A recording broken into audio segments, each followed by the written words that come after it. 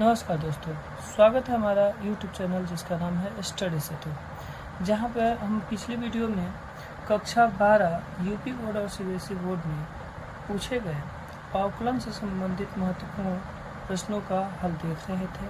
साथ में चित्रा प्रकाशन से जुड़ी हुई प्रश्नावली 5.3 के प्रत्येक प्रश्नों का हल निकाल रहे थे। उसी क्रम में यह आज का वीडियो नंबर 3 है, जिसमें हम अवकलन के सवाल देखेंगे, जिसमें इससे पहले क्वेश्चन नंबर 13 तक हम सॉल्व कर चुके थे। आज के लिए है क्वेश्चन नंबर 14 और इसे हम बनाने का प्रयास करेंगे। कुछ हमने वीडियो स्टार्ट होने के पहले बना लिए थे, तो ध्यान दीजिए, उसको हम फिर से समझाते रहे। Sine x upon 1 - cos x का x के सापेक्ष अवकलन ज्ञात करने के लिए कह रहा है। तो हमने मान लिया y = sin x upon 1 - cos x, हमने केवल रख दिया। और साइन x का जो हाफ एंगल का फार्मूला होता है sin 2 sin x/2 into cos sin x/2, यानी कि cos पहले हो या sin पहले, मल्टीप्लिकेशन में कोई डिफरेंस नहीं होता है।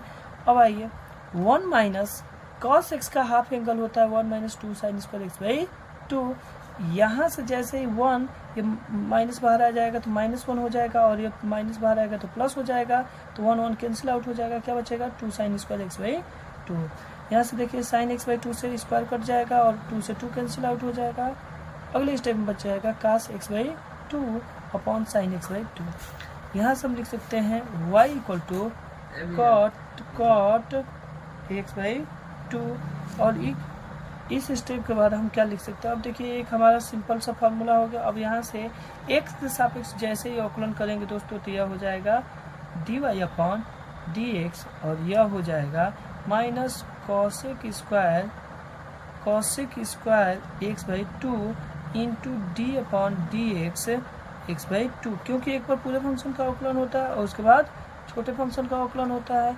और यहाँ से हम देख सकते हैं, हमारे पास यहाँ पे आ जाएगा dy upon dx equal to, यह हो जाएगा minus cosec square x/2 into x/2 का जो डिफ्रेंसिएशन होता है 1/2 बाहर आ जाएगा, और x का जो डिफ्रेंसिएशन 1 होता है, तो यहाँ से -1/2 cosec स्क्वायर x/2, और यह हो जाएगा dy/dx।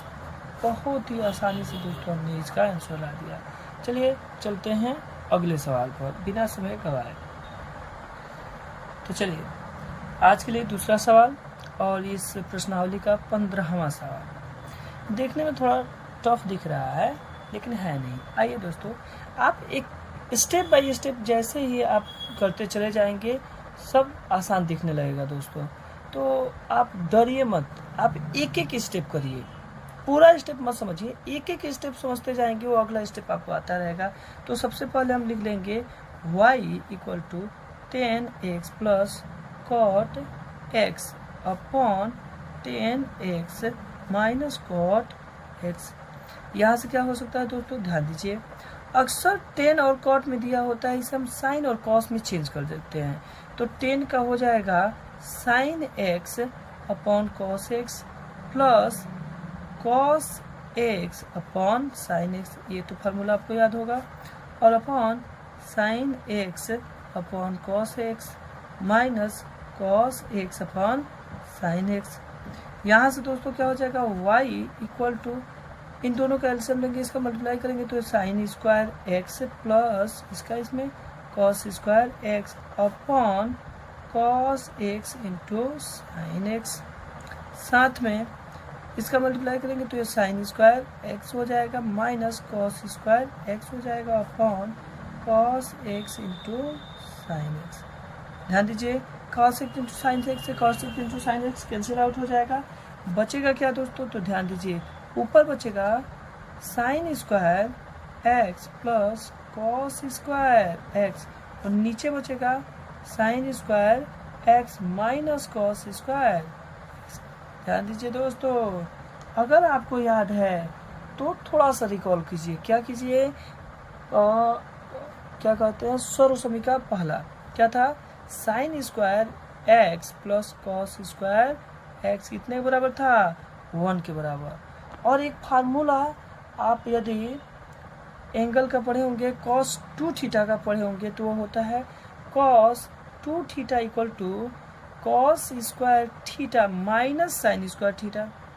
ध्यान दीजिए दोस्तों, आप कह रहे हैं कि ये क्यों, तो क्योंकि हमारे पास cos square x minus sine square x minus cos square x है। यदि इसमें सब माइनस कॉमन करते हैं तो ये cos square x minus sine square x हो जाएगा। तो 2-3 स्टेप आप आगे का सोचकर आप प्रश्नों को सॉल्व कर सकते हैं। यहाँ से अब यह y इक्वल टू ऊपर वाला 1 हो जाएगा और नीचे वाला, ऊपर वाले कहने का मतलब भगवान जी नहीं, ऊपर वाला कहने का मतलब sign square x plus cos square x. यहाँ पे देखिए sign square x minus cos square x में से माइनस कॉमन किए तो ये हो जाएगा cos square x minus sine square x. देखिए दोस्तों, थोड़ा सा मॉडिफाई करने पर यह cos 2x का फार्मूला बन गया। यहाँ से 1 अपॉन ये माइनस कॉस 2x y और y इक्वल टू, फिर से देखिए सिंपल सा फार्मूला, 1 अपॉन कॉस 2x क्या हो जाएगा सेक 2x।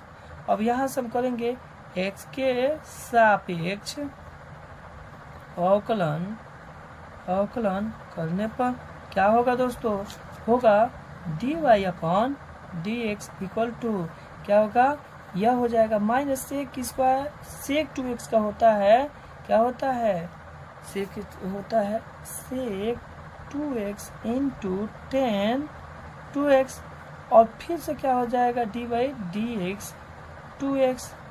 यहाँ से दोस्तों देखिए, यहाँ से आ जाएगा minus sec 2x into 10 2x। 2x का क्या आ जाएगा, केवल 2 आ जाता है और यहाँ से आता है माइनस 2 सेक 2x इंटू 10 2x। और दोस्तों यही हमारा आंसर हो जाएगा dy अपॉन dx।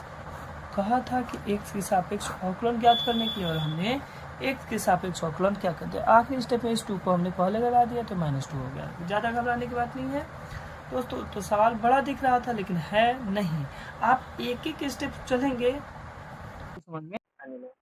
तो मैथमेटिक्स में एक स्टेप बनाने का प्रयास कीजिए, टोटल अपने आप बन जाएगी। तो चलिए अगले सवाल देखते हैं। हमारा अगला सवाल यदि y equal to sine qx है तो dy अपन dx का मान ज्ञात करना है। तो चलते हैं अगले सवाल पर। हमारा सवाल है यदि y equal to sine qx है तो dy अपन dx का मान ज्ञात कीजिए। मतलब है कि साइन qx का x के सापेक्ष अवकलन करना है। तो हम सॉल्यूशन लिखेंगे y equal to sine qx। क्या कर सकते हैं, डायरेक्ट हम इसे लिख सकते हैं x के सापेक्ष अवकलन करने पर ये हो जाएगा dy अपन dx। पिछले सवाल में हम एक सवाल देखे थे जिस पर साइन qx था, तो इसको हम साइन x का होल पावर q कर सकते थे और फिर उसका जब अवकलन करते थे तो पावर पहले आ जाएगा फिर पावर 1 कम हो जाता है। तो डायरेक्ट हम इसे लिखेंगे 3 साइन स्क्वायर x और फिर साइन x का differentiation dy dx sine x। ध्यान दीजिए 3 sine square x into sine x का हो जाएगा कॉस x और यहाँ से हो जाएगा 3 sine square x into cos x। और ध्यान दीजिए दोस्तों, इससे आगे इसको हम कुछ नहीं कर सकते, तो यह हमारा आंसर हो जाएगा। बहुत ही छोटा सा सवाल लेकिन है मज़ेदार। यहाँ से हम देखेंगे एक अगला क्वेश्चन है, question number 17 dy dx sine x और डिग्री। अब यहाँ पे डिग्री है, एंगल जो है x डिग्री है, इसका मान ज्ञात करना है। तो ध्यान दीजिए दोस्तों, जब भी एंगल डिग्री में हो उसे हम रेडियन में चेंज किए बिना डिफ्रेंसिएशन नहीं करते हैं। तो हम करेंगे क्या, सबसे पहले हम सॉल्यूशन लिखेंगे और लिखेंगे dy dx sine x degree. यहाँ से हम क्या करेंगे, माना क्या होता है, यह माना x डिग्री, जो x डिग्री है यह हो जाएगा x पाई अपॉन 180 डिग्री। और ये कहाँ से हुआ है दोस्तों, तो ध्यान दीजिए हम जानते हैं कि 1 degree equal to 1 upon pi upon 180 degree 180। तो x degree equal to x pi upon 180 degree.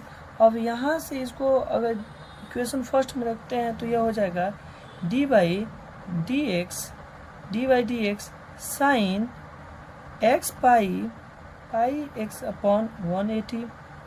और जैसे इसका डिफ्रेंशिएट करेंगे दोस्तों तो ध्यान दीजिए क्या हो जाएगा, डिफ्रेंशिएट जैसे ही करेंगे तो साइन क्या हो जाएगा cos x pi upon 180 into D by d x, और क्या हो जाएगा पाई एक्स अपॉन 180। ध्यान दीजिए दोस्तों कॉस, अब इसमें हम कल कह सकते हैं पाई एक्स अपॉन 180 का जब डिफ्रेंशिएट करेंगे तो एक्स का ये क्या है कोफिशिएंट है बाहर आ जाएगा, यानी पाई अपॉन 180 इंटू कॉस एक्स पाई अपॉन 180। ध्यान दीजिए, फिर से ध्यान दीजिए, यहाँ पे क्या आ जाए पाई अपॉन 180 इंटू जैसे ही कॉस, अभी तो हमने कहा एक्स पाई अपॉन 180 की जगह पे क्या लिखा था एक्स डिग्री, यानी एक्स डिग्री, और ये हो जाएगा आपका d y upon d x दोस्तों। तो ये हमारा आंसर हो जाएगा। तो आंसर, चलिए अगले सवाल पर चलते हैं। देखिए दोस्तों, और आज का यह हमारा आखिरी सवाल है इस वीडियो के लिए, तो ध्यान दीजिए, थोड़ा सा धैर्य बनाए रखिए और हम इस सवाल को भी देखते हैं। बहुत आसानी से कह रहे कॉस साइन एक्स स्क्वायर का इसके सापेक्ष अवकलन कीजिए। तो ध्यान दीजिए दोस्तों, बहुत ही आसानी से इसे मान लेंगे y equal to cos sine x square. ये फंक्शन का फंक्शन है और इसे हम जो सीरीज कॉम्बिनेशन में है उस हिसाब से भी हम क्या कर सकते हैं, सॉल्व कर सकते हैं, श्रृंखला नियम के द्वारा हम कह रहे हैं।